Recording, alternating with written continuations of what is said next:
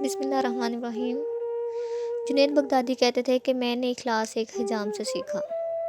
ایک میرے استاد نے کہا کہ تمہارے بال بہت بڑھ گئے ہیں، اب کٹوا کے آنا۔ پیسے کوئی تھے نہیں پاس میں۔ حجام کی دکان کے سامنے پہنچے تو وہ گاہک کے بال کاٹ رہا تھا۔ انہوں نے عرض کی، چاچا اللہ کے نام پہ بال کاٹ دو گے؟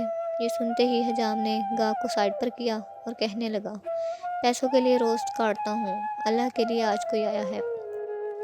اب ان کا سر چوم کے کرسی پر بٹھایا، روتے جاتے اور بال کاٹتے جاتے۔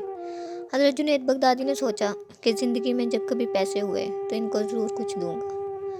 عرصہ گزر گیا، یہ بڑے صوفی بزرگ بن گئے۔